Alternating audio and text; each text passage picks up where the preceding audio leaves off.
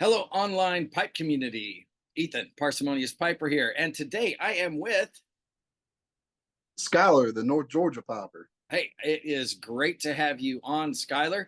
Hey, just to get kicked off here, tell us a little bit about who you are, what you do, that sort of thing. What makes you tick? My name's Skyler. I'm North Georgia Piper. I've lived in North Georgia my entire life, born and bred. And I started this channel off, my channel off back in, I believe, January. Um, just joined the community, talking, meeting great people. And here we are today doing an interview with Ethan. So it's been a great one step after another leading to where we are today. Well, should have gotten some housekeeping out of the way. Let me find the camera. There we are. I am smoking in a tall, light's not going to play with me nice, Briar Lee Billiard. I am smoking some Cornell and Deal Bayou Morning.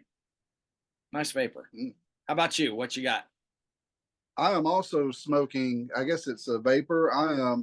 I'm using my Peterson Army mount here, and in it I have some Cornell and Deal Bluegrass. It's a vapor with a little bit of dark fired Kentucky in it. I've been on a little bit of a vapor kick for a little while. I've been smoking Elizabethan, and now I decided to change it up a little bit. Now, have most of the vapors you've been smoking been straight Virginia Periques, or have you gotten into some of these like bluegrass? One of my favorites being Firestorm, Russ Willette's Firestorm. That's also Kentucky. Do you like a third or more component thrown in, or? I do. I've really enjoyed having dark fire thrown in with the vapors. I have some Virginia Burleys I'm going to try here soon. Um, now I believe the blend that the sample that I got from you at Muletown, it's a vapor as well, isn't it? Um, Which one? was it Secondhand Bookshop? That is dark fired Kentucky with Perique. That's what it was. Yep, that is heavily dark. That's 50% dark fired Kentucky, and it's got just a touch of a um, my mind just went blank. Stoved, unflavored stoved Okay. Virginia. I should have wrote it down. I couldn't remember. I knew it had dark fired in it, and I really enjoy dark fired. So But yeah, that's my nod to Haunted Bookshop, but with Kentucky as the base instead of Burley. Yeah, it's got some Burley in it, but yeah, Kentucky's the big component. So, how long have you been smoking a pipe? I have been smoking a pipe just over a year now. There wasn't much of a history with pipe smoking in my family. Me and my dad would occasionally enjoy a cigar. Granted, they were typically cheap, like Swisser Sweets or something from the gas station. Nothing really of a high quality necessarily, but so I didn't really have a background in it. And I actually did a video recently about how I got into pipe smoking. And a little over a year ago, I decided that I needed to slow down and take life a little bit slower and enjoy and unwind. And the pipe's been amazing for that. So I started doing that a year ago, and I haven't once looked back on it. So was it then primarily this notion of relaxing and slowing down that got you interested in a pipe versus say cigars? Yeah, I would say so. A big part of it as well for choosing a pipe was my love for history. I grew up here in North Georgia, and we're surrounded by Civil War battlefields around here. And primary one that was in my backyard growing up was the Chickamauga battlefield. Mm-hmm. So while some kids grew up with little toy machine guns, I grew up playing Civil War with sticks for muskets and stuff. And me and my best friend growing up would always find little smaller sticks that had a curve to them, and we would act like we were smoking pipes when we were running through the woods with our muskets and wearing our keppies and all that stuff. So, and then as I got older, I really got into more of history of seafarer and pirates and stuff like that, naval warfare. And even through there, you can't get deep into pirate culture without getting into pipe tobacco and smoking tobacco and Yeah. all that. So when I was looking at between slowing down with cigars and slowing down with pipes, part of it was probably my childhood of always seeing the pipe as a figure of history in a bygone era. But also, an adult, I appreciate the artwork of the tobacco, but also with the artwork of a pipe that you don't necessarily get with a cigar. Cigar, the tobacco makeup is artwork, of course, Mm-hmm. for the tobacconist, but with the pipes, it's just the wood grain really stood out. So that's how I veered towards pipes rather than cigars. Now you mentioned artwork.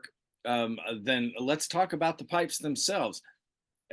You've been at this a year. Have you developed an affinity for one particular shape or a carver or maker over others? It's starting to grow.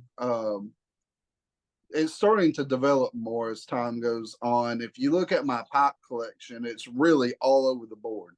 As you can probably see in my videos, there's not one style of pipe, but I'm starting to lean more towards a straight billiard or straight billiards, straight eggs, stuff, shapes like that. Actually, I have one right here. This is the Savinelli alligator pipe that my wife Hmm. got me recently, and it's a larger straight billiard. And while most of my pipes are, I guess you call them mainstream, that you would get from like Peterson, Savinelli, big name brands, Yeah. I've really taken to a lot of the smaller artisan pipes, hand carved pipes, because you need to, I believe you need to promote local and small business. And I've got family that owns small and local businesses. And one person that I really enjoy the quality of their pipes is actually Chad Griffin. Hmm. And I have one of his pipes that I have smoked the absolute tar out of. So just keeping it with small local people. Yeah, I've got a bulldog by Chad, and I can concur with you entirely. It is a fantastic smoker, and happens to be my favorite shape. So, um, uh, two birds, one stone. Works really well. Now, you're saying you said you're drawn towards straight billiards, classic factory shape. Um, are there other straight type pipes that draw your attention, or is it mostly the billiards, Lovitz, Canadian type? The billiardish family. I don't have a large collection of pipes, but with the ones I do have, I also like my bulldog. Mm. It's a little bit more of a nose warmer, though. It's kind of my workhorse. That's the pipe that I'll throw Sir Walter Raleigh in to go out and mow the lawn or to weed eat. It's just it was a cheaper ROP Ah, is what it was. It's a uh, ROP nose warmer. they're fantastic factory pipes, though. Exactly. I was when I saw it, I'll be honest, I got it for the price, but when I got it in, I couldn't tell the difference between it and a more expensive pipe when it came to smoking it. It was amazing. Yeah, they do have a good reputation. Now, you also mentioned with cigars, art being the tobacco itself. So, wrapping that back to pipes, blends. Are there any specific blends or blend types that you're leaning to right now? And if so, are they the same as what you started with? I'm right now currently leaning towards Virginia based blends, vapors, Virginias, um, the occasional light English where you can really taste those lighter Virginias in them as well. Nothing really. is I guess you say appalling to me. Like there's not a certain type of tobacco yet that I've smoked where I said, man, I really cannot do this. Have you had Uh, Camel Fat Grape yet? no, I haven't yet. That's been going around lately. Yeah, sorry to interrupt you. I just I had to know. So Virginia-based blends right now, um, including Virginia forward Englishes, you would say uh, what English blends do you think of in that regard? Um, so right now I have, of course, early morning pop, which is a very popular one. Mhm. That's the main one that I smoke of the lighter English. And then I have some heavier ones, the Mary Monk, but it's got a little bit more of a smoky stove flavor than the early morning pop does. Now you talked about pirates earlier. Have you tried pirate cake yet? I have not. I have Black Frigate, and That's that's not even close to pirate cake. is it Pirate, not? oh no, pirate Black Frigate is a good blend. No, Yeah. no question. Pirate cake is 70 or 75% Latakia, and the rest is Burley and Turkish, no Virginia. So I was just curious. It it's it is a Latakia powerhouse. Uh, Is it? so yeah, I was just curious whether you would try that since you mentioned pirates. Pirate cake is one of those obvious choices. We'll have to get you a sample of that after our chat today. Um, so now, what did you? Yeah, you're leaning toward Virginias and light Virginia based Englishes right now. What did you start out on? I started out on aromatics. Sticky, goopy, sweet. Can't hardly scrape the dottle out of the bottom of your pipe. Aromatics. All right, I sure audience. did. And now an aromatic may be one of the last things that I'll pick up sometimes. I still enjoy a good aromatic, but some of the ones I started with, I don't think were the best of quality. And as my taste has progressed for tobaccos, there's some of them that just taste like a bowl of chemical. All I right, don't know what it is. audience, can I get an amen? Yeah, I think a lot of us started out the same way. In fact, goopy aromatics almost ended my pipe smoking hobby slash career before it even started. Because yeah, they were wet, they were hot. They only tasted good for the first few minutes because I had no clue what I was doing, and they burned Right. the snot out of my mouth. Um, yeah, I think Lane Very Cherry and Lane Dark Red were the first two that I chose. And actually, I didn't even choose them. My wife did. We were in the only B&M near us here in Raleigh and down at George's, and she smelled all of their loose tobaccos, and she said, "Oh, these are both cherries. I like these." Uh, I still hate cherry blends, but yeah. So you started out on aromatics. Now you said quality aromatics you still enjoy. What for you is a quality aromatic? I don't really struggle with tongue bite or anything of the sorts. It's just pretty much whatever I can't taste the chemical in, which may be different from me to Mhm. another person. Um, Typically, when I get hooked on a blend, I'll smoke a lot of it to the point to where I start losing some of the flavors. And one aromatic that I'll go back to for just kind of a sweet treat is Colt Blood Red Moon. I do enjoy cherry, That but Colt Blood Red Moon for me is one of the higher quality of flavors that I enjoy. I hear that a Um, lot. I still haven't tried it. I I'll, probably I'll, should. when this is over, I'll get with you and we'll send you some. I've got plenty of it. It sounds like we have some swapping to do here after our chat. Um, now I was going to say for aromatics, I need to send you some Ennerdale and maybe another Lakeland. Have you tried any Lakelands yet? I have not tried Lakeland, but I've had Interdale on Okay. my wish list for a while. Well, that's one of them. So yeah, we'll set each other up with a couple of things here. Fantastic.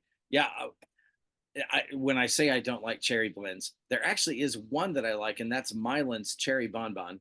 Hat tip to Mylan. It's not an artificial cherry taste. It's also not a strong cherry flavor. It's cherry and chocolate, and I don't know how much of the chocolate is topping and how much comes from the burley itself, but the flavor lasts through the whole bowl. It's not chemical. My wife likes the room note. I like the flavor okay. It's a good compromise, crowd pleaser. But almost everything else I've tasted, it's just got that Captain Black cherry chemical flavor. It tastes like cough syrup. Right. Oh, that's Right. I had one. I can't remember what it was. When I first started, of course, I was trying house blends from brick and mortars that I could buy online. And I bought one house blend from a brick and mortar. And that's how it was like. It took me back to when I was 5 years old and my mom cramming that cherry goopy cough syrup down my throat. And it just, I can't remember. It was just a small, somewhere small. I can't remember what it is. well, and see, for me, that's everybody talks about Captain Black grape, and some people say it reminds them of things like Welch's grape juice. Well, when I was a kid, uh, my mom got crushed up penicillin tablets down me by dissolving them in Welch's grape juice. And to this day, I cannot stand even the smell of Welch's grape juice. So Captain Black grape just turns my stomach. But I know there are going to be folks like Greg Tunnel and Professor Jeremiah who both love their aromatics. And Professor Jeremiah, bless his heart, he even likes some of those super goopy aromatics like Molto Dolce. And I know we're running afoul of you there, guys. But yeah, the goopy stuff just doesn't do it for me. Now, The only one that's goopy that I'll enjoy is creme brulee, and I'll smoke it in a church warden. that's Molto Dolce. That one's the tinned version, the other is the bulk. From what I understand now, Professor Jeremiah can correct me if I'm wrong on that, but that's what I understand is that creme brulee is the bulk version of Molto Dolce. But yeah, see, that's just a step too far for me. Now, so you've been smoking about a year. That gives you 4 seasons. Have you started to segregate blends by type based on the season of the year, or are you still, smoking everything all the time? Um, I think I am starting to separate things out by season subconsciously now that I'm rolling around after a year because I'll pick up like the Berry Monk, which is a heavy English, and I'll start smoking on it, and I'm like, it doesn't taste as good as it did back in December. So I think I'm going to start putting heavier Englishes in the winter time.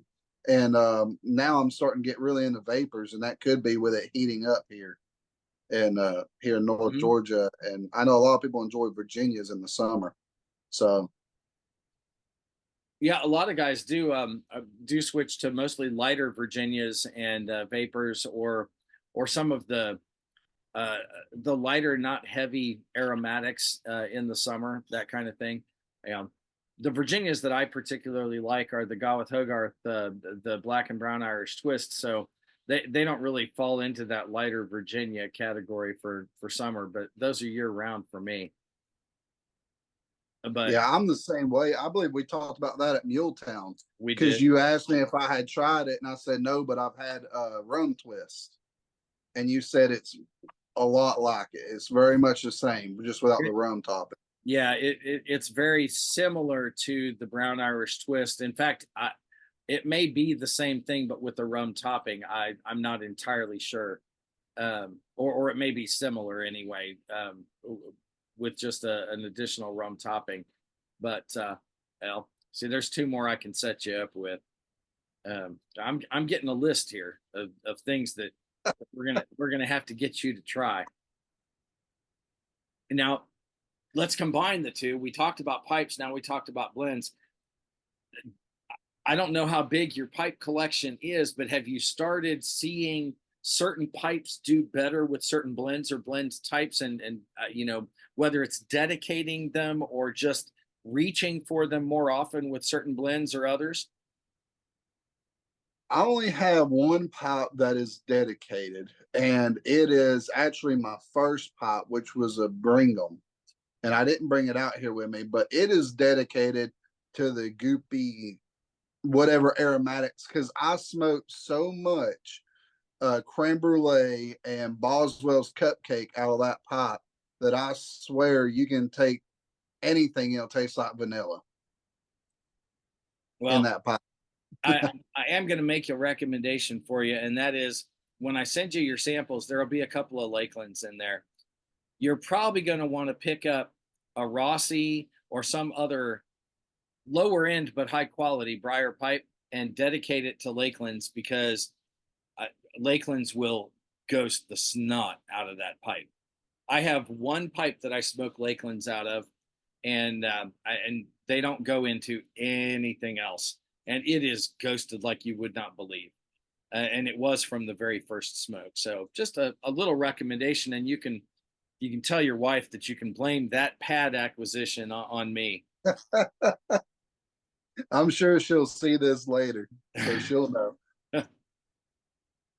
Good deal. Now, now we have to shift gears. We've been talking just about pipes and tobaccos. Let's talk about the community a little bit. What brought you to the YTPC? Did you have any gateway channels that that dragged you into the broader community as a whole, just as a viewer? It was honestly just by chance. I had already been contemplating smoking a pipe, just for the reasons we talked about earlier, slow down and such. And with me and loving history and Southern history and agriculture, I actually stumbled across Alan Haraldson, the Pipe Cottage, Hmm. when he was talking about Southern agrarianism and Southern history and stuff. He wasn't even talking about pipes in the video that I stumbled on, but he was smoking a pipe. And that caught my attention. And I started looking through there. And one thing led to another. And I ended up finding my way to Wilson Marsh, which was the Spurgeon Piper. Yep, another great And guy. yes. And so when I started watching him, I bought my first pipe, but he warned against a lot of stuff he was smoking at the time wasn't for beginner smokers. That beginner smokers needed to go and listen to Mutton Chop. So a lot of people found Mutton Chop first. He was a later find for me. And so that's where I got into the aromatics. And eventually I did veer back to the Spurgeon Piper when I started being more interested in Englishes and Virginias because he talked a lot about those. And then I'd say those are kind of the guys who stick to pipes and tobacco. Those were the first ones. But then when I started really watching the community videos, the first guy I watched that's really in the community was actually Uncle Willie. Yeah. He was the first community guy. And then you were one of the first ones because Uncle Willie, I think, mentioned you a while ago. It's been a while. Or I seen a comment and it just went from there. It just spread. Well, yeah, I think mutton chop was probably, he was a gateway drug for a lot of us. Um, and whatever criticism he receives for his style or mannerisms, um, I think he has done as much as any one person for helping people understand how to smoke a pipe as anyone. Do I still smoke exactly the way he taught it? No, but he's the one who got me to learn to slow down and to learn occasionally. Now, I don't use the breath method exclusively like he does, but to just relax and let the exhalation happen, whether it's through the pipe or through the sides of my mouth or whatever, but just to slow down. And Right. that he was so instrumental. He was for me. He probably saved my piping hobby. In addition to getting off the aromatics, having somebody like him just come in a really friendly and approachable way. I mean, you got to love Right. Chris. I'm sorry, all y'all out there who hate Chris or who just don't like him. I don't get you. He's just a nice guy, just a wonderful, wonderful guy. And if you have a chance to meet him at a pipe show, like I have, he's just as friendly and nice in person as he is on his videos. So, at any rate, so you got in through the other two channels and then saw Mutton Chop. Did you find other channels then? How by them mentioning them, or did you just scroll through comments, or how did you? I would say how it got from Mutton Chop to other people was when I would watch them, I went back to the beginning of their channel and I would watch through their videos from the beginning and or listen to them while I was at work, listen to them in the background. Right. And they would mention people, but really other people started popping up in my feed, like the Ah, random videos. yeah. And then when I started listening to them, they did shout outs and stuff like that. And that is what drew me into more and more people. And then, of course, as you watch it, um, I can't remember who it was. It might have been Wilson that made a comment in one of his videos to be careful who you listen to when you're learning as a new pipe smoker because they can mislead you, type stuff. And because what works for them may not work for you, and if you do only the way they do it, it might not work for you and turn you away from the pipe. Well, and I remember Spurgeon's video. He's probably mentioned that more than once, but I do remember one time when he mentioned that, and the context he said was, look, some of these guys are giving you tips that are for more advanced pipe smokers, Right. and but there isn't a context in their video that really tells you that. So so yeah, you do have to be careful because as a beginner pipe smoker, if you do some of the things immediately that more experienced pipe smokers may do naturally, chances are good. Yeah, you're gonna follow some wrong paths there. Uh, Yeah. um, Shout outs, you mentioned those. Let me just do a brief aside here. I can't tell you how important I think shout outs are. I used to do them directly. I've been trying to do them through uh, my Piper's Care because I always leave links to the channels and through videos like this where I'm trying to introduce and spread word about new channels, folks. Shout outs, you don't have to do them every week. I know guys like St. David's Pipes, he tries to do them on Saturdays, uh, but at least occasionally let people know what some of the channels you like that are new are. Most people have heard of the bigger channels that have been around a while, but do that. That it's just it's one of those to me it's an almost it's a no brainer. We need to do that just to keep some of that fresh blood and the new channels to keep them growing and interested in producing content.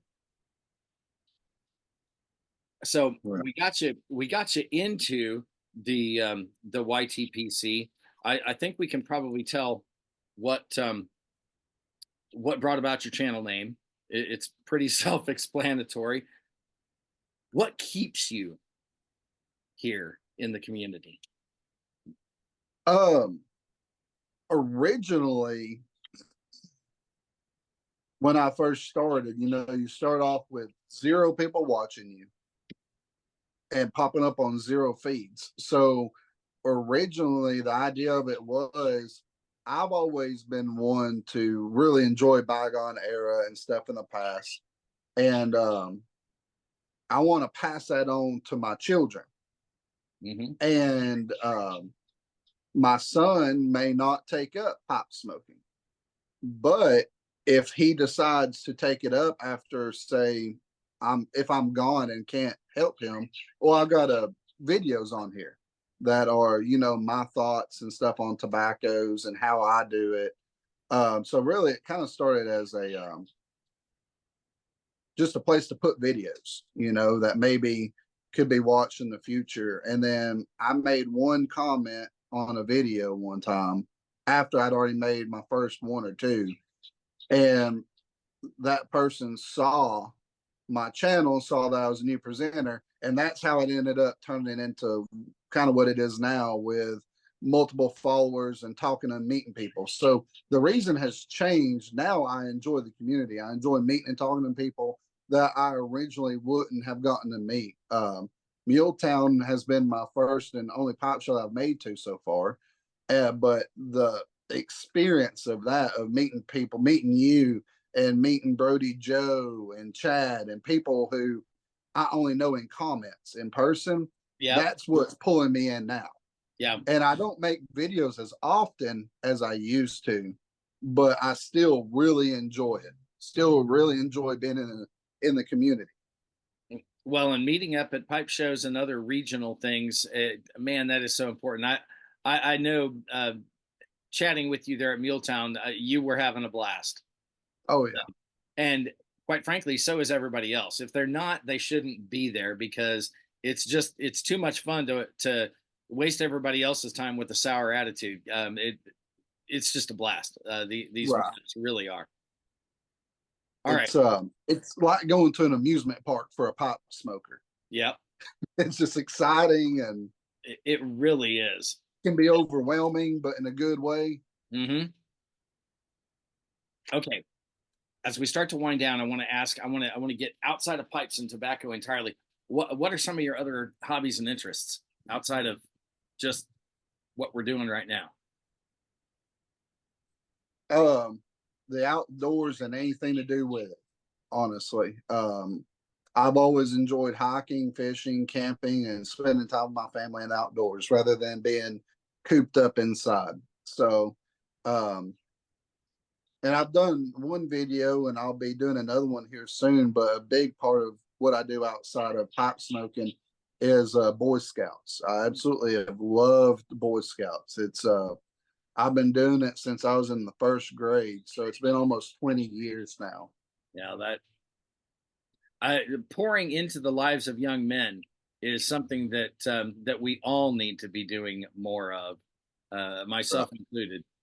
That getting into the lives of people at least a generation younger than us is, yeah, that's important. Good on you. It was our troop was always real big on bringing in the ones that others didn't necessarily want. I guess you could say in a way, because there were some troops out there that they let the boys that required more attention go to the wayside because they took more attention. But our troop always took in those kids. So, and a lot of them, their issue was actually the fact that they didn't have adult role models. Right.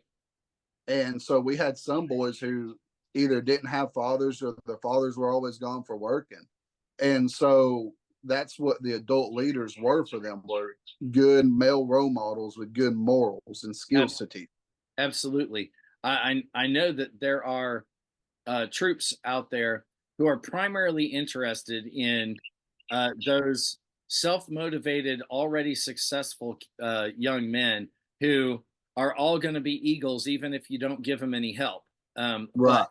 But boy, yeah, to me, the real benefit of scouts is to the other 90% of young men who do need that mentoring and that role model. That's fantastic. And a lot of it, like you said about Eagles, a lot of the issues is those troops that push those boys to the side. One of my scout masters affectionately calls them Eagle Scout farms, because that's all they're interested in. And see, our goal has never been to make Eagle Scouts. If you get Eagle Scout, good for you. That's hard work. It takes a lot of dedication to get there as a young man. But our primary goal is to teach you the skills that you need to know to be the best member of society that you can be, to be a good young man. Kudos. And now young lady, because now there's a Girl Scout, there's girl troops within there, but that's different. That's a whole new, yeah, that's a whole nother can of worms, isn't it? that's a whole new aspect of it. We're gonna keep the lid on that one here. Yeah, that's a whole new aspect of it. That's we're out of time. We're out of, We're we out of can't time. go there. But yeah, like we had one boy that it really surprised me. He had a lot of behavioral issues. Um, he also had, I believe, mild autism, and then some other issues that he had. He didn't have any resources to help him out. Well, that boy, I met him. He ended up going to another troop that had a very good reputation as well, like ours did. So I knew he would be okay over there. Well, there was one day we were out in public, and this kid, he had issues in public. He couldn't stand to be in public, it overwhelmed him. And I ran into him a couple of years ago, didn't even know who he was because this is 5 years later. He's graduated high school and gone off to college now. And so I ran into him at Walmart. He said, "Hey, do you know who I am?" And it was one of those where you look at them and they look familiar. And I wouldn't have, he was, and he said, "Guys like you and in y'all's troop is why I'm out here right now." He was like, it taught him how to be a member of society, taught him how to, get over his, not get over his issues and overcome them in Yeah. a positive manner. Yeah. And I, when I looked at him, I remembered the scared little boy that hid in the corner at meetings, and this was not that scared little boy. So stuff like that is why I've kept on with it. That is awesome. Well, you are on an inspirational roll. So I'm going to ask you our closing question. Do you have any parting words for our YTPC audience? Yeah. Main thing is what I try to do: just stick to your guns, stick to your morals, what you believe is right. Everybody tries to tell you what to do and tries to tell you how to do it, but just do it your way. You know. That, folks, is solid advice. And with that, I'll tell you what I tell you every week. Like something you like, join us again for our next chat. We'll see you.